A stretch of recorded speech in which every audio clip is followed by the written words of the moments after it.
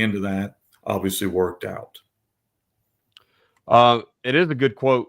It kind of reminds me of that. We got them right where we want them when you're down 3-0 in the 7-game series or whatever, right?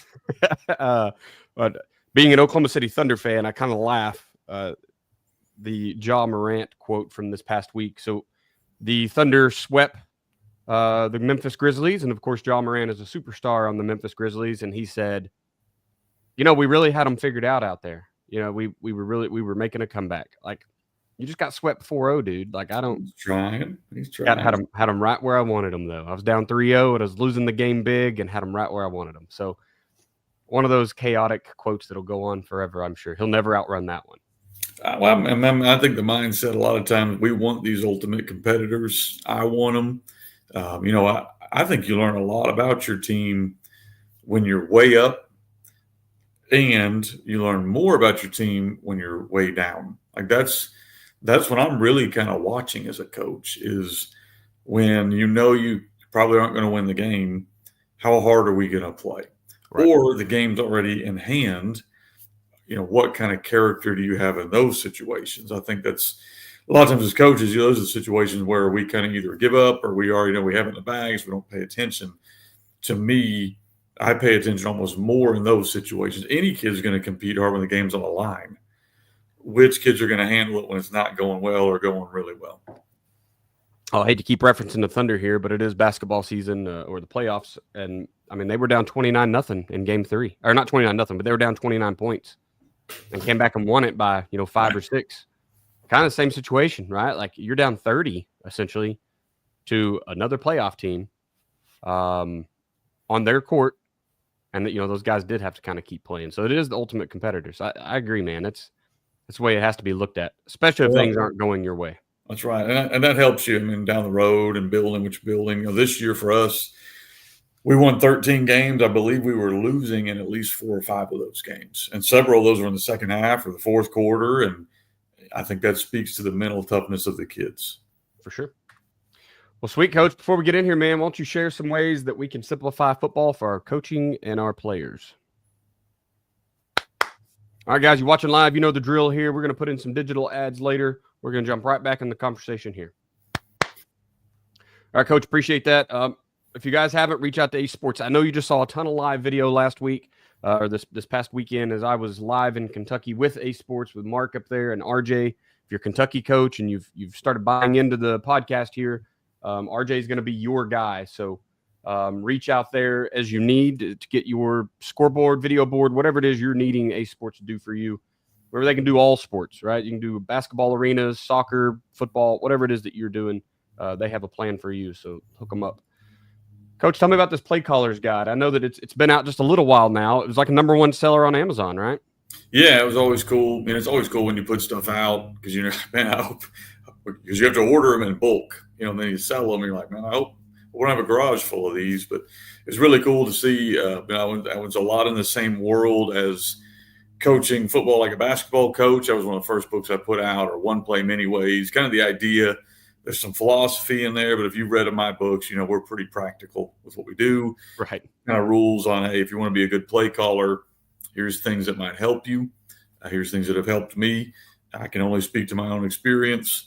And if you listen to our bleachers, there's plenty of times I don't call the right play, but for the most part, you try to learn as you go. So we try to put those practices into how to organize a practice, how to script, how to break down a defense, that kind of stuff. So it's been one of my favorite books to write.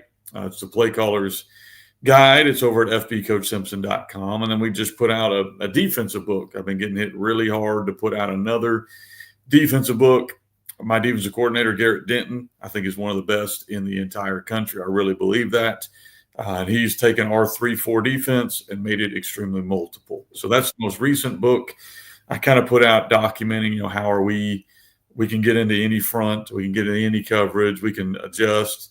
We teach our kids automatics. How are we doing some of this stuff? And he's kind of taken what we were doing in the 3-4 to a whole new level. Excited to see even where we're going to go next year. I think we're going to play with some 3 safety stuff. And so excited to watch how he evolves, a traditional defense in the 3-4 and makes it very modern. I love when coaches start going multiple front, and it's not because they're just adding stuff to add stuff, but because they found it. I love the way you do it, right? Look at the schedule. Who do we need to beat? What can give them fits? And so people that can take their base package and still run their base package, but now we can, tag it up and add all these little extra wrinkles, because that's that much more that a guy has to look at, right? For what does he get, 4 days to install for his kids to beat your now third defense? Like what? It's just, it gets pretty wild. Well, we're about to talk about offense today, but I mean, we're about to talk about, having a run play. And I think one of the ways you stop run plays is if you're really, really good at your technique, that's great. But if that's not going to work, you have to have multiple answers to give them multiple looks. Yeah. And so we're going to talk on the other side during the podcast, but I think the defensive answer to a lot of that is you're just trying to give them a different picture. For sure. Sweet. Well, let's jump into it here, Coach. We're talking part one here. We're going to talk gun T belly today. And I love that I brought it up because I'm interested in your play, your version of the play. And you said, well, we better not call it belly because we'll make somebody out there mad that's gatekeeping the name belly. So my words, not yours exact. But I guess first of all, I talk about what is your version of belly and how does it differ from, throwback wing T belly or whoever else has got this play called. Yeah, well, belly, the idea for us is when we went to the gun tee, long time ago, that we wanted to have wing tee based runs. We wanted to have some wing tee based runs. So, we have buck sweep. A lot of people know we've talked about that on this podcast. We needed an inside run. Usually in the wing tee world, that's trap. That really didn't work for us just because of the shotgun. And I might not be a great teacher. I don't know why. It did not work. So we needed a run that would fit there. Well, the wing tee verbiage, is belly is kind of your inside dive play where they'll X block it and do some different things. And of course, we did some research on that. And I said, well, I kind of want to go back to something we were running in the spread. We were running basically a lot of people call it like power insert. So most spread teams, are going to be big on power counter, especially those 20 personnel type teams. Right. But the problem with us was we were not really, big enough. Power, I think, requires, we call it vertical movement, like moving people up the field, getting hip to hip and double teaming and kind of creating movement. We were playing teams, back then where we didn't quite have the meat up front to move them that way. For sure. So we kind of evolved into this essentially kind of like almost a draw type deal where we were going to wrap our backside guard as an insert blocker, and we were going to run where you weren't. Essentially, we taught our offensive linemen that you have number 1 or 2 or whatever would number it off, and the end man on the line is going to base out. So usually on power, everybody's down and you kick out. Well, the only real difference for us is we're not going to kick out; we're going to base out with our tight end or tackle or whoever that end man is. And then if we have an extra guy who's attached, which for us, we usually have a wing attached, or maybe it's a guy in the backfield, instead of getting a kick, he's going to now lead, because there's no need to kick if you're basing out. Right. So if we do it right, we could have 2 guys that would insert. So kind of think of like a power movement or an ISO type play, but we're also wrapping a backside guard. So we're getting 2 guys to insert. And I can't emphasize this enough. Probably the biggest difference is we emphasize horizontal movement, basically creating a gap. We're not trying to push you upfield. We're just trying to create a seal in whatever gap you're not in. So if you don't, have a defensive lineman lined up in the B gap, we're going to run it B gap. If you don't have one lined up in the A gap, we're going to run it A gap. We're okay to run it whatever gap is opened up. And so for us, it kind of became essentially a moldable, movable play that depending on what front we might see, it could hit really any gap. And so we kind of teach our linemen, that's what we're looking for. And that's how we're going to try to create that. I love that it's because it goes back to rules based, right? I kind of compare it to the way that I run duo, the way that I, draw up duo or rule up duo, where it's like, essentially, if there's a guy in your gap, you're taking. If there's not, you're helping backside. And I mean, I think that not exactly, But it does eventually that opens up a gap, right? There has to be a place where there's not a player, and that's where we're going to try to stick the ball. I mean, that's the simplest form of football is we're going to run where you aren't. So I absolutely love it. Does this usually, so I know you run some quick belly. Does that make it more complicated? Does it turn into like a GH counter? No, we try to teach it the same way. So again, in man will base out. Every other lineman will take them basically where they are. So like if I've got a B gap defender, we're gonna run a gap. We're gonna base them out, run a gap, and then now our inserter, our extra blocker, becomes our running back a lot of times. So he would insert, and we would wrap the other guard. So we're going to try to get two if we can. The great part about it, I think, the great thing that makes it play well is really you could run it out of 10 personnel, 11 personnel, 21 personnel, 12 personnel, 31. It doesn't really matter what personnel you run it in. Yeah. Obviously, we run it from our base a lot, but we run it to the strong side and the quick side, basically to a two-man surface on the quick side and to a three-man surface on the strong side. And the rules don't change. And the kids are taught the same rules. And I think that's the biggest thing. Like a lot of guys say, I don't want to run this version. That's fine. You don't have to run what I run. But I think whatever you run, you better have rules. You better have a rules-based concept that allows you, whether that's zone, buck, belly, whatever. But I think it is important that you have something you can go to where you can get 3 or 4 yards. I'm not a big zone guy, just for a lot of reasons. We've run zone before, but I think this one's a little cleaner, a little simpler for our kids, and it has worked for us. And I just love keeping things. If you're zone, be zone. Run inside zone, outside zone, teach duo as zone, whatever you want to do. But if you're going to be gap scheme, like if you're running power counter or buck and belly, whatever, like it doesn't make sense to try to insert one zone play and be like, well, we're going to run inside zone sometimes. It never has made sense. I get it, the way that your rules work, right? If you're going to run a pass pro that way or whatever with the count system, but I just really like everything just being gap scheme. Teach the kids one, I kind of pride myself on O-line's going to learn, 5 or 6 plays a year. That includes all the pass plays because we're going to pass pro it 1 or 2 ways. That's all I'm asking of them. So it is nice when you can rule something up very, very similar, and then you're not really changing plays, right? It's more of a tag from one thing to even, I guess, comparing it to buck, right? I'm just tagging it and saying, hey, you guys are switching roles. We're going to base out instead of run away from him because I'm not going to kick him. So it's pretty neat. Let's jump into the importance of having that inside run. You talked about, you're a buck sweep guy. Buck is kind of an off tackle play. You run a little of that pin pull stuff that gets it out on the edge, but you still needed an inside run play. Why is there such an importance on having kind of an A gap to B gap run play? Well, I think as a defense, that's probably the first thing people are doing is breaking down where you're running, and then they're going to put, their guys there to stop them. We've played a lot of teams that really no one threatens the A gap anymore. You just don't see it in the gun. You don't see a lot of like A gap pressure unless people run a lot of power, and that would be probably, pushing A gap and hitting it there. So I think you need something there that's going to work, and I think you need something that's going to work even if you're overmatched. That's where we prefer gap scheme over zone scheme, because in my opinion, if you're going to run zone and you're just outmatched up front physically, that becomes a problem. Where this is very much, we're going to run to this gap. Now it's the gap that you give us, but it's very clear where we're moving. So it gives us the ability to kind of get those hard yards. And I think you got to have something in your playbook that's going to threaten a defense that might be A, better than you, and B, that's adjustable, that you can make quick tags on and make quick adjustments on. And I think that will work against any front. And we just talked about at the beginning of this episode, defenses need to be multiple. Well, as an offense, you better have an answer for when they become multiple.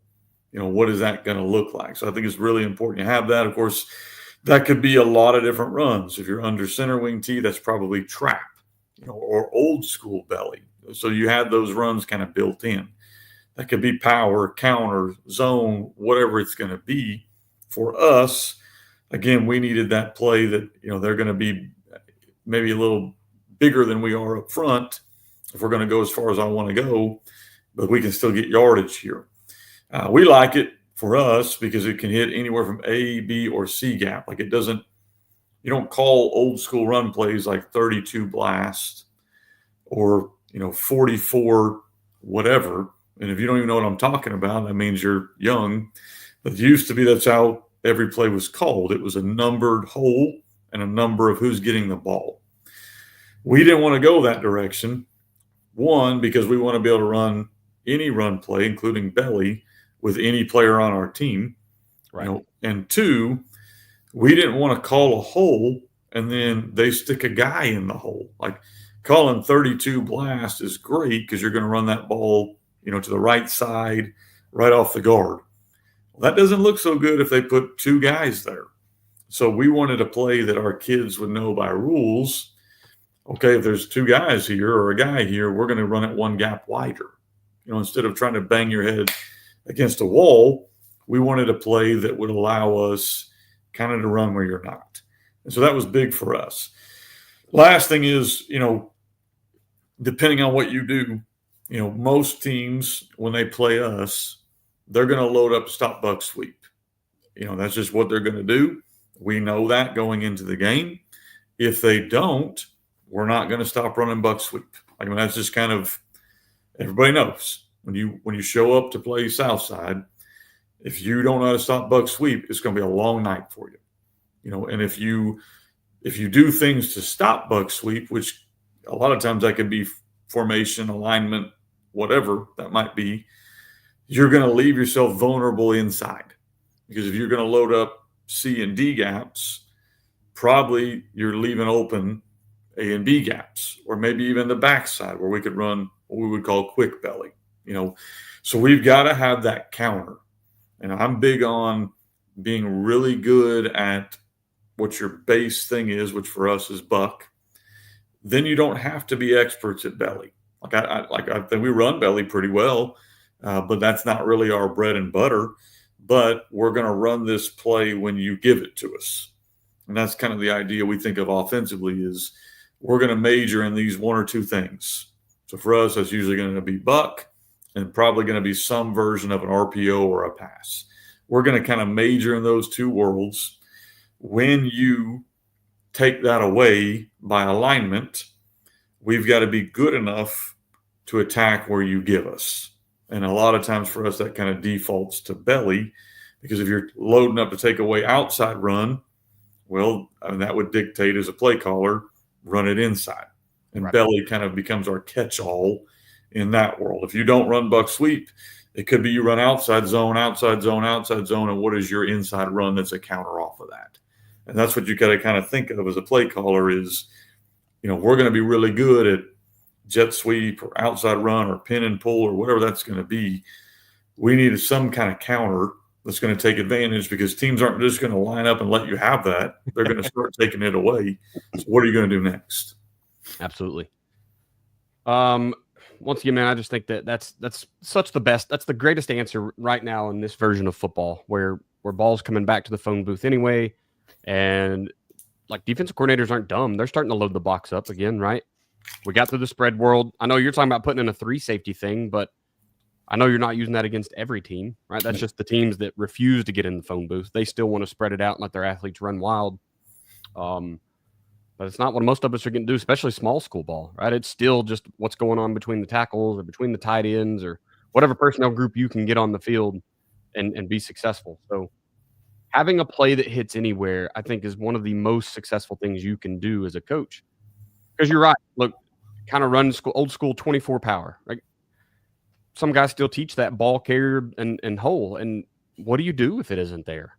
Well, now you're telling a kid to move here, move there. You start trying to read a thing maybe. Or do you just run into the brick wall all night long? And at the end, you're like, well, they were just better than us. No, they weren't. Right? Maybe they were better. Like, you got out-coached by your inability to be flexible. And so I really appreciate, I don't like calling numbers anyway. I think numbers are just, they like transpose too easy for me. I can't do word association with numbers, whatever it is. So I would much rather just have a word that says we're doing this. I like, you used to do weapons. The guys I'm with now do NFL teams. Like having words that mean a thing. We're going left or right and we're running this play. I still think even Joe teaches like 24 is power, but it's not ball carrier, ball. It's just a scheme at that point, right? He's taught it where you can look inside or out. But that's just a kind of how he calls that play. So I really appreciate that a coach is out there trying to make people successful. That's saying we can go anywhere you're not. Line it up.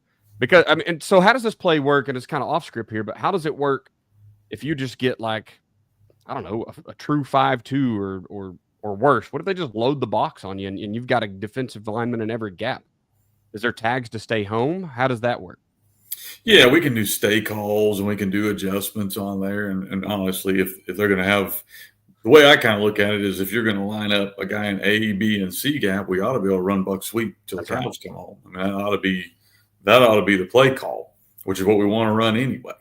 And so we're kind of looking at, okay, you're old school 5-2. Well, I mean, all right, assuming you're going to put a guy probably inside the tight end and outside the tight end. Like that's probably how I would do it, which leaves the B gap open. So we run belly. That's probably where belly's going to go is B gap, So that's kind of what we're looking for. The great part about this is you could run this out of 10 personnel. I mean, we run a lot of tight end trips away from the tight end. You don't have to have that other inserter because now formationally, we're going to make you go out and cover the trips or twins or whatever it is. And so now we only need one guy to wrap. We don't have to have two inserters. Guy out of the box. Because basically, if that guy stays in the box, we'll just throw it out there to the trips. And so the play's been good. We've run it with RPOs. You can pair it with a lot of things. And so that's why we think it's just like inside zone, or power. And but the good part for us is like power, you kind of have to have 20 personnel. Like you kind of have to have at least another H-back to kick out. For sure. The way we're blocking this, you don't have to have that guy. So I could run it out of 10, out of 11, out of whatever personnel group. I could put quads away from the tight end and run with quarterback. And so you can present a lot of challenges because with us basing out the DN instead of kicking him out, now I don't have to bring an H-back in. So, I mean, everything I'm hearing sounds like this, what I've been taught was one back power. And that's what I learned from Bill Blankenship up at Owasso. That's kind of what they were running. Right. They always ran power, but the guard was basically inserting A gap every time. And I was like, that's really tight. In fact, their running back generally end up cutting backside A gap more than anything, right? It's just wherever it opens up, you just let his vision take over. So it is a super good play. And it is nice if you want to go spread world and be in 10 personnel and you don't have a guy to kick. It is a great play. So I can appreciate that. But you kind of got into the dressing it up there. So let's just jump into that. How do you dress this play up? How do you keep, obviously, I mean, it's the name of the gun T, right? Is we're gonna run 2 or 3 plays, but we're gonna throw stuff all over the place. We're gonna dress things up, window dressing. So how are you doing that with this play to keep it successful? Yeah, I mean, I think the first thing you think about, and I think what makes the RPOs pop, and you're seeing it now at every level, RPOs off inside and outside zone are good. They're not bad. They're hard to stop. It's a good thing to run. RPOs, when you pull a guard, become way more explosive because that puts that linebacker in a really big bind. Because most linebackers, they're either reading the triangle or they're reading the guard, and when he sees the guard pull, he's got a hard decision to make there. Most of the time, our linebackers would be taught the guard pulls, you got to go now. Like you got to go now, especially if we're calling belly or power or whatever you're seeing, it's going to hit quick. So you got to go meet him in the hole. Well, when he does that, he vacates a big area. And so you have opportunity there for an RPO game. Also, when you pull guards, think about how you coach your defensive line. When a guard pulls, you're probably coaching that guy to squeeze, which could open up the pull. So you're starting to see, I do it off a buck too, but belly or power would be the same idea. That has become more explosive in the RPO world because it's taken the defense's, scheme and made them wrong. You're coaching your kids all year long. If I'm a D lineman and the guy pulls, I got to get in his hip pocket. I got to go. And now we're going to pull it, or you're teaching a linebacker. When that guard wraps, you got to go. You got to go meet it because if you don't, he's going to be on you right now. And so that has made the RPO game. Of course, you can also do it like I mentioned before. You could just do it really easy, put trips out there, and if they put 2, you throw it. And if they put 3, you run it. I mean, so it could be an easy pre-snap screen or run, or it could be a post-snap RPO. But that's been a really easy way. We try to do it with every run we have. That doesn't even get into play action, which of course you can easily do play action off of this. If you're inserting, we insert our wing a lot. We run belly, so it makes a really nice little tight end runs vertical at the hash, wing runs inside up the. I'm sorry, tight end runs up the numbers, wing runs up the hash, and you can kind of play with that safety if he's going to come down and run fit. So you got play action, you got the RPO game. I've already kind of mentioned formationally. I think this can be run out of any personnel group, any formation, and then you start tagging that along with however you want to dress up and get into your RPOs, play actions, that kind of stuff. So for us, it's been a kind of a catch-all type play. We were running this before we were even running the gun tee. We just kind of brought it into it. So it became really, really good for us. Yeah, it's really nice when you compare two worlds together, right? Like I think once you can merge and just find the good out of all these systems, you still have weaknesses, but you don't have to, kind of flaunt your weaknesses. You just put a play in that hits, which I think is fantastic. Obviously, I'm a guy that's into the dress setup world. I'm into the tags, the motions, the shifts, formation, like galore. It was really fun to stand in front of all those guys at the Gun Tee Clinic in Boston, and then again in Milwaukee, and talk about, hey, we might have shown 60 formations in one game last year, right? But our kids know 8 formations. Like, it's just, that's the world you want to live in. And now you're talking about a play that hits anywhere. So they're already probably going to line up a little unsound or show a weakness. And now you have a way to take advantage of that. Like, that's just like, I don't know. That's not the best playbook in America, honestly. Go where they aren't is a really good way to play football on offense. Well, I mean, that's, again, I don't mean to get into pitching books and stuff, but to me, that's a lot of the world I got from coaching basketball. I know we don't think about that a whole lot because we're coaching football, and they're obviously different sports. One thing basketball coaches do, I think, better than football coaches, soccer would be in that world too, even hockey probably be in that world, is football is so structured. We go back to the huddle, we get the play, we run the play. So it's by nature, it's very structured. You go here, you go here, you go here. In the basketball world, hockey world, soccer world, you don't get timeouts. Like, you have to teach concepts that your players master, and then they have options off of those.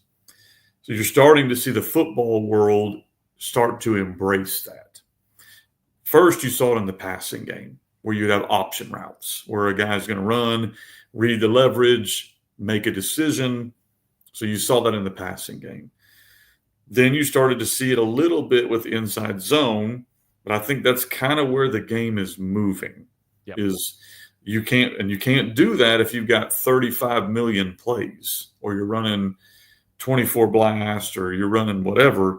You can only do that if you're running few plays and your kids know the rules so well that they can make adjustments on the fly. And I think that's kind of where whatever you want to run, but belly for us kind of falls into that. Yeah, for sure. Well, sweet, Coach. It's a little bit of a short episode today, but, I think we knocked all the stuff out pretty quick. Gun tee belly seems very simple. Some of you guys might call it one back power or power insert, whatever your terminology is for it. Don't get too caught up on words.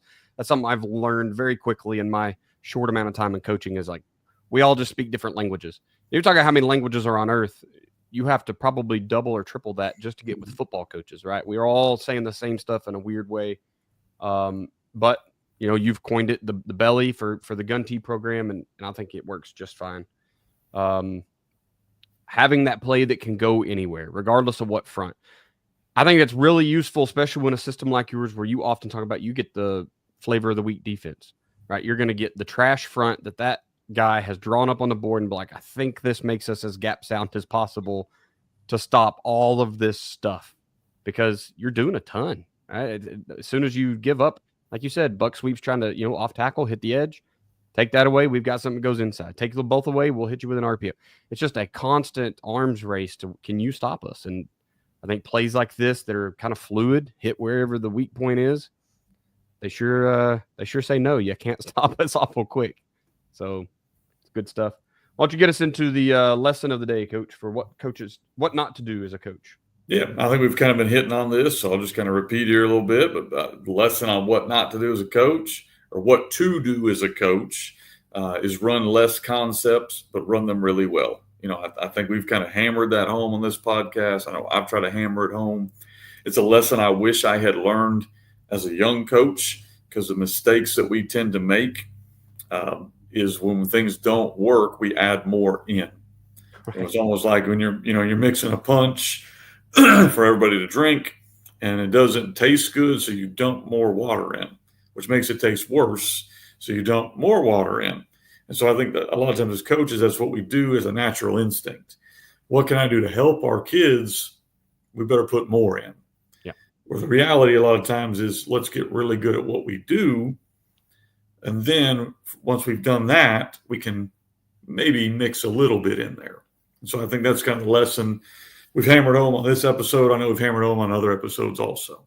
Yeah, that's what this podcast is based on, right? Is just, you got to simplify things. I mean, you don't get better by making things more complex, right? If a system's broken, you got to strip it down to its bare parts, start over back at the basics, and grow it from there. So I think it's a great way to look at it. Just run less stuff and be better at it. One last time, we'll talk about Ace Sports here. If you didn't catch the live stuff last week, or you still don't know who Ace Sports is, reach out, man. Mark and Ryan and now RJ are just some of the names that I know that are helping with Ace Sports. Basically, they're going to sell you or sell your admin on a cheat code for fundraising. So that's where you guys want to be. Whatever your big ticket item is, that's the video boards is the way to go. Kenny is a raving success story. Still love talking about your story with coaches all over the nation using these and at two different places, right? You took it to well, I inherited it at Cersei, but yeah, it worked there too. Yeah. So great program to get in if you're looking to make a little extra money for your program. And they're going to hold your hand through the whole thing. Reach out to Mark, reach out to Ryan, RJ, any of those guys. Social media wise, you can find me at Coach Chambo OK on Twitter. You can look me up on Facebook. If you're watching live, you've already found me there. And then you can email me at chamberlainfootballconsulting@gmail.com. And don't forget about the Patreon, patreon.com/Chamberlain Football Consulting, where I'm helping coaches do whatever they need done. There's tiers there from, hey, I'm a youth coach, just need help building a playbook, to, we're a state championship contender and we need one extra coach digitally that's not exactly on the sidelines, but we'd like to have a whole bunch of help throughout the week. There's a tier there for any of those. So please reach over patreon.com/Chamberlain Football Consulting. Where are you at, Mr. Simpson? All things FB Coach Simpson. So fbcoachsimpson@gmail.com, fbcoachsimpson.com, or find me at Twitter at fbcoachsimpson. Perfect. Podcast is at Coaching101Pod on Twitter. We want to thank you for being a listener to the Coaching 101 podcast. We'll hope you join us next week as we continue to make the complex more simple. Please consider subscribing to the show so you'll always know when the new episodes are out. We're asking for reviews now. So if you're listening on Spotify or listening on Apple Podcasts, those two especially, leave us a 5-star review. That's what we're looking for.